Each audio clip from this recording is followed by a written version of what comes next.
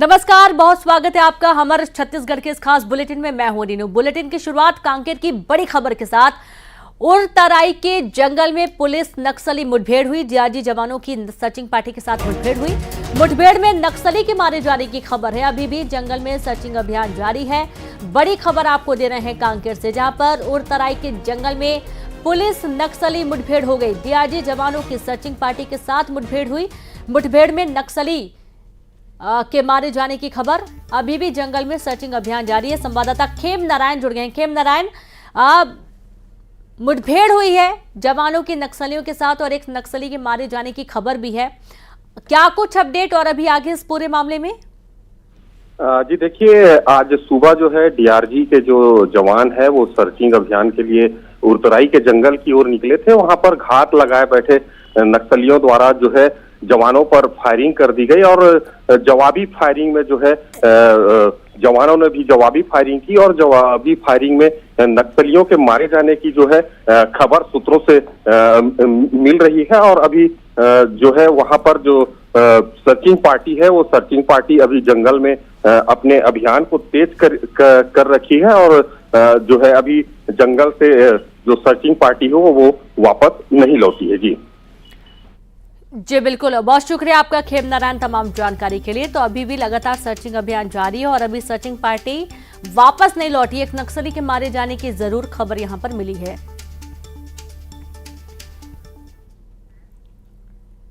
खबर बिलासपुर से, जहां पर घूसखोरी केस में स्टाफ नर्स निलंबित कर दी गई। 2 कर्मचारी बर्खास्त किए गए हैं। इलाज के बदले पैसे मांगने का आरोप लगा है। एमसीएच के नर्स निलंबित की गई हैं। 2 कर्मचारियों की सेवाएं समाप्त कर दी गई। वीडियो वायरल होने के बाद ये एक्शन लिया गया। डिलीवरी के लिए महिलाओं और उनके परिजनों से पैसे की मांग की गई थी। बिल्हा सामुदायिक स्वास्थ्य केंद्र का ये पूरा मामला। दरअसल आप देखिए कि ये जो रीति है ये लगातार कई अस्पतालों में देखी जाती है, जहां पर जो नर्सेज हैं वो खुशी के नाम पर या फिर आप कह लीजिए किसी भी नाम पर एक्स्ट्रा पैसे लेने की कोशिश मरीज के परिजनों से करते हैं। संवाददाता उमेश मौर्य जुड़ गए हैं। उमेश, हालांकि हॉस्पिटल में अक्सर ये देखा जाता है, चाहे प्रसव हो या फिर और भी कुछ कारण हो, खुशी के नाम पर या नेंग के नाम पर या किसी भी रूप में एक्स्ट्रा पैसे लेने की कोशिश स्टाफ नर्सेस करती हैं और ये हमेशा हॉस्पिटल्स में तस्वीर देखने को मिलती है। ये पूरा मामला बताएं और कैसे इस पर एक्शन लिया गया ये भी बताएं उमेश। देखिए, ये पूरा मामला बिल्हा क्षेत्र का है। सामुदायिक स्वास्थ्य केंद्र है। 50 बिस्तरों का शिशु भवन है और यहाँ पर जो डिलीवरी के लिए बड़ी संख्या में जो ग्रामीण क्षेत्र की महिलाएं हैं उनको यहाँ पर लाया जाता है, गर्भवती महिलाओं को। और यही वजह है कि बीते दिनों भी कुछ इसी तरीके का मामला वहाँ पर आया। जो बच्चा है, जो पेरेंट्स हैं वो वहाँ पर पहुँचे हुए थे। तो जब बच्चा हुआ तो उसको डिलीवरी के बाद जो वहाँ पर नर्स थी उन्होंने पैसे की मांग की कि बच्चा हुआ है, बेटा हुआ है तो आपको कुछ नेक देना चाहिए, जैसा कि आपने पहले भी जिक्र किया। और उसके बाद जब उस युवक ने पैसे दिए तो उसने इस पूरे मामले का वीडियो भी बना लिया था। उसमें देखा जा सकता है कि किस तरीके से वो नर्स जो संध्या तिग्गा जिसका नाम है, जिसको बर्खास्त कर दिया गया, वो पैसे लेते हुए दिखाई दे रही है। इसके अलावा जो वहां पर सफाई कर्मी हैं, जो अन्य स्टाफ है, वो भी पैसे की मांग करते हैं। तो जो युवक है उसने भी इस पूरे प्रकरण की, इस पूरे मामले का वीडियो बनाया, उसके बाद सोशल मीडिया में वायरल किया, जिसके बाद इस पूरे प्रकरण को कलेक्टर अवनीश शरण ने संज्ञान लेते हुए स्वास्थ्य विभाग को तत्काल उन जो कर्मचारी है, जो नर्स है, उसको बर्खास्तगी के निर्देश दिए, जिसके बाद एक बड़ी कार्रवाई देखने को मिली है। हालांकि ये जो आपने पहले भी जिक्र किया है कि ये ऐसी पहली स्थिति नहीं रहती। तमाम जो हॉस्पिटल्स हैं वहां पर इस तरीके की स्थिति देखने को मिलती है। और चूंकि ये वीडियो चूंकि सामने आ गया था इसलिए इस पर कार्रवाई बनती थी और इस पर कार्रवाई की गई है और आगे निर्देशित किया गया है कि आगे भी अगर इस तरह के कहीं मामले आते हैं तो उस पर कड़ाई से पालन दबाव बनाने की कोशिश करती हैं जो नर्सेज होती हैं। अक्सर ये हॉस्पिटल्स में शिकायत सुनने को मिलती है। अब ये जो पैसे वाले होते हैं वो तो दे देते, लेकिन जो गरीब होते हैं वो पिस जाते हैं, क्योंकि अगर आप उनको एक्स्ट्रा पैसे नहीं देंगे तो अच्छी सर्विस नहीं देती हैं और शिकायत करने पर कोई कार्रवाई इस पर नहीं होती। अक्सर ज्यादातर यही देखा गया। बहुत शुक्रिया आपका उमेश, लगातार आप जुड़े रहे, आगे भी आपसे जानकारी लेंगे। और इसी बीच एक और बड़ी खबर बिलासपुर से, जहां पर तालाब में डूबने से 2 बच्चों की मौत हो गई। मामा के घर शादी में आए थे बच्चे और घर के पास तालाब में नहाने ये बच्चे गए हुए थे। घर की खुशियां मातम में तब्दील हो गई हैं। बड़ी खबर बिलासपुर से, जहां पर तालाब में डूबे 2 बच्चे और दोनों मासूम बच्चों की मौत हो गई। दरअसल शादी समारोह में ये अपने घर, मामा के घर आए हुए थे और तमाम खुशियां मातम में बदल गईं। घर के पास बने तालाब में नहाने बच्चे गए हुए थे और गहरे पानी में डूब गए।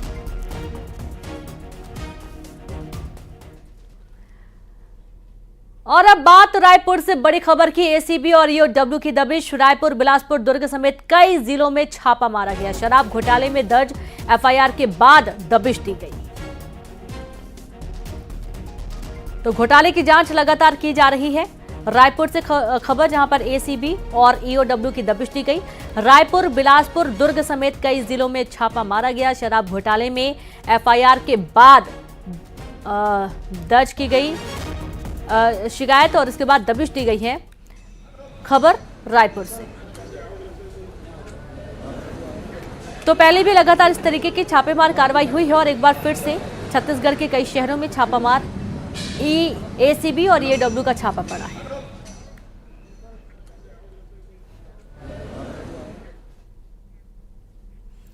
बिलासपुर में सरगांव स्थित भाटिया डिस्टिलरी और कोटा स्थित वेलकम डिस्टिलरी में एसीबी ईओडब्ल्यू ने छापा मारा। 6000 करोड़ शराब घोटाले के मद्देनजर ये छापेमार की गई है। शराब घोटाले में एफआईआर होने के बाद करीब 13 ठिकानों पर दबिश दी गई। कुम्हारी दुर्ग स्थित केडिया डिस्टिलरी, रायपुर स्थित अनवर ढेबर, विवेक ढांड समेत अनिल टुटेजा के ठिकानों पर एसीबी और ईओडब्ल्यू की जांच टीम लगी हुई है। दस्तावेज खंगाले जा रहे हैं। तो बिलासपुर में कई ठिकानों पर छापेमार कार्रवाई। बिलासपुर में एसीबी ईओडब्ल्यू के छापा। शराब घोटाले को लेकर 13 ठिकानों पर यह छापा मारा गया है।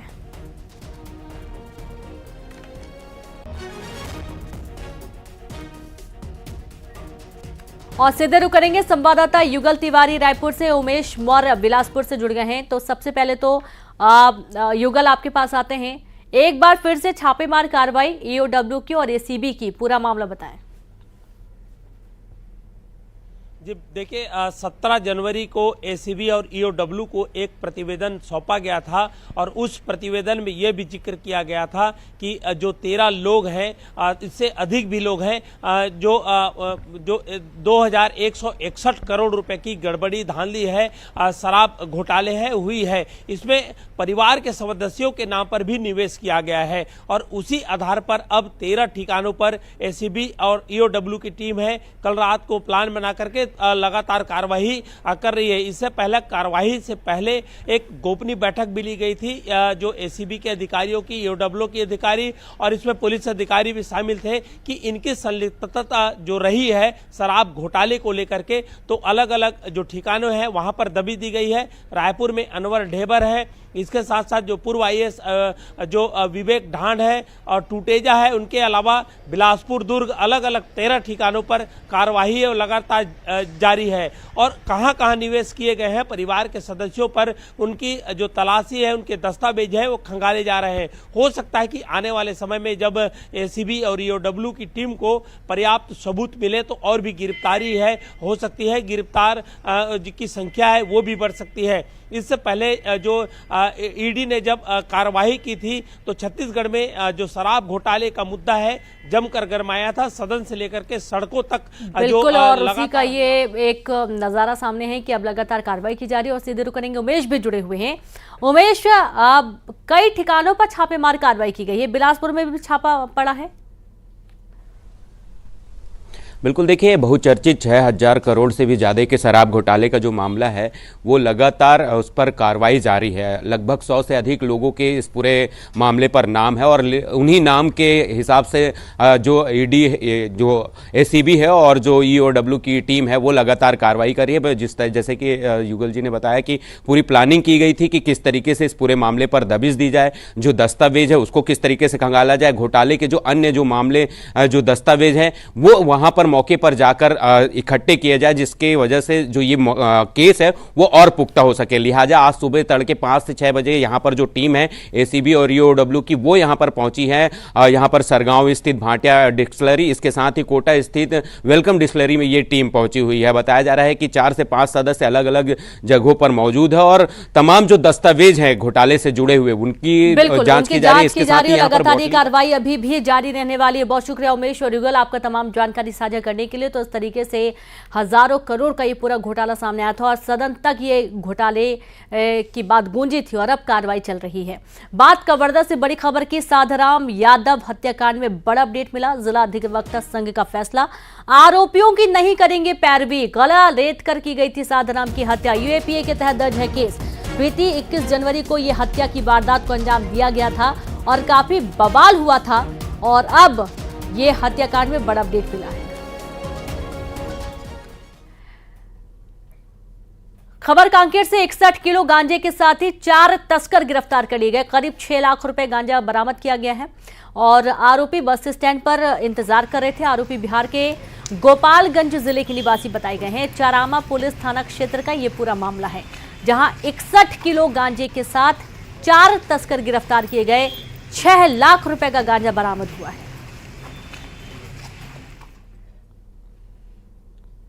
बलरामपुर में हाथियों की दहशत लगातार जारी है। हाथियों के 2 दलों की दहशत जारी है। पोखरा और ककनेशा गांव में किसानों की फसल को बर्बाद कर दिया हाथियों ने घरों को भी नुकसान पहुंचाया है। हाथियों के आतंक से ग्रामीणों में दहशत का माहौल बना हुआ है और लगातार साल हो चुके हैं जहां पर हाथियों की दहशत बरकरार है। संवाददाता सूरज गुप्ता जुड़ गए हैं। सूरज, लगातार हाथियों की दहशत ग्रामीण क्षेत्रों में देखी जाती है। 2 दल हाथियों का इलाके में घूम रहा है। जी, मैं बता दूं कि बीते 10 दिनों से 2 दलों का यहाँ पर विचरण चल रहा है, जिसकी वजह से काफी नुकसान का सामना स्थानीय लोगों को उठाना पड़ रहा है। आपको बता दें कि बलरामपुर जिले के वाड़फनगर वन परिक्षेत्र अंतर्गत ककनेसा, धनजारा जैसे गांव हाथी से अभी प्रभावित है। आपको बता दें कि 3 हाथियों का दल बीते 10 दिनों से क्षेत्र में भ्रमण कर रहा था, जिनके द्वारा 3 घरों को अब तक तोड़ दिया गया और कई एकड़ गेहूं की फसल को नुकसान पहुंचाया गया। वहीं बीते 2 दिनों से 40 हाथियों का दल भी क्षेत्र में पहुंच चुका है और उसके द्वारा भी लगातार नुकसान पहुंचाया जा रहा है और फसलों के साथ साथ घरों को भी नुकसान किया जा रहा है। वन विभाग की टीम रिहायशी इलाके से हाथियों को दूर करने में नाकाम साबित हो रही है। लगातार ग्रामीण हाथियों को अपने रिहायशी क्षेत्रों से बाहर करने में लगे हुए हैं। ऐसे में कई बार जान माल के नुकसान होने का भी खतरा बना था, लेकिन हाथियों के जिस तरीके से आमद है और क्षेत्र में दहशत है, लोग काफी डरे और सहमे हुए हैं।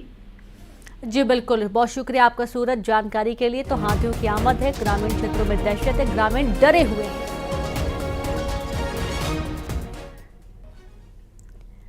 और अब बात बलौदा बाजार से बड़ी खबर की। मकान में लगी भीषण आग, एक ही परिवार के 4 लोग आए चपेट में। चारों की हालत काफी नाजुक है और आग लगने के कारणों की जांच जारी है। तो खबर बलौदा बाजार से आपको बता रहे हैं, जहां मकान में भीषण आग लग गई। एक ही परिवार के 4 लोग आग की चपेट में आ गए हैं और देखिए कि चारों की हालत काफी नाजुक बताई गई है। आग लगने के कारण अभी अज्ञात है।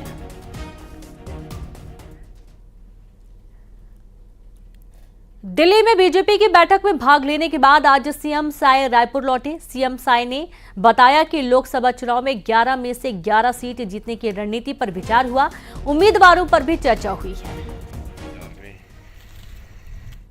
बैठक था भारतीय जनता पार्टी का और आने वाले लोकसभा के चुनाव में 11 में से 11 सीट जीतने की रणनीति पर विचार हुआ है। रणनीति पर चर्चा हुई है। 11 की 11 सीट इस बार जीत के भारतीय जनता पार्टी को देंगे। लोकसभा चुनाव को लेकर छत्तीसगढ़ कांग्रेस में भी लगातार बैठकें हो रही हैं। प्रदेश कांग्रेस अध्यक्ष दीपक बैज ताबड़तोड़ बैठकें ले रहे हैं। न्यूज 18 से खास बातचीत में दीपक बैज ने कहा कि इस बार प्रदेश की 11 सीटों में से 6 सीटों पर महिला उम्मीदवार उतारे जा सकते हैं। दीपक बैज ने बताया कि उम्मीदवारों के नाम जल्द ही घोषित कर दिए जाएंगे। आगामी लोकसभा चुनाव बहुत करीब है। आप बस्तर सांसद है, आप अपने संसदीय क्षेत्र में लगातार बैठक कर रहे हैं, ऐसा नहीं किया दोबारा इसी सीट से आप लड़ेंगे? देखिए, मैं सांसद के अलावा पार्टी का प्रदेश अध्यक्ष हूँ। पार्टी को उठाना, पार्टी के लिए काम करना, पार्टी को मजबूत करना मेरी जवाबदारी है, हम सब कार्यकर्ताओं की जवाबदारी है। इसलिए हम लगातार पार्टी का बैठक कर रहे हैं, प्रदेश स्तर में, जिला स्तर में, विधानसभा स्तर में और ब्लॉक स्तर में हम लोग जाके बैठक कर रहे हैं ताकि पार्टी को मजबूत करें और आने वाला समय में हमारे कार्यकर्ताओं को तैयार रखें ताकि लोकसभा चुनाव है, लोकसभा चुनाव को मजबूती के साथ लड़े और हर लोकसभा सीट जीते। ये हमारा मेन मकसद है। उसी की तरह लगातार हमारे ब्लॉक में बैठकें हो रही है। समय काफ़ी कम है, ऐसे में प्रत्याशी के नाम भी घोषणा नहीं हुए। बिल्कुल, समय काफ़ी कम है, लेकिन तैयारी हमारी जोरों पर है। प्रत्याशी का चयन की प्रक्रिया चल रही है। जब दिल्ली में सीएसी का मीटिंग होगा, सीएसी मीटिंग होने के बाद सभी 11 लोकसभा सीटों पर अंतिम मंत्री बृजमोहन अग्रवाल ने गरियाबंद में बच्चे की मौत पर संवेदना जताई। यहां 11 वर्षीय बालक के नदी में नहाने के दौरान डूबने से मौत हो गई थी। राजिम त्रिवेणी संगम पर यह हादसा हुआ था। मंत्री बृजमोहन अग्रवाल ने कहा कि सरकार पीड़ित परिवार का हर संभव मदद करेगी। जानकारी में आया है वो ऐसे क्षेत्र में हुई है, निश्चित रूप से वो पुरानी जगह है, अभी नई जगह नहीं बनाई गई है, परंतु दुखद घटना है। मैं उसके प्रति अपनी श्रद्धांजलि अर्पित करता हूं। उसके परिवार के दुख सहन करने की शक्ति मिले और RBC 6-4 में उसके परिवार को सहायता भी उपलब्ध करवाई जाएगी। और चलिए अब रुक करेंगे टॉप 20 खबरों का।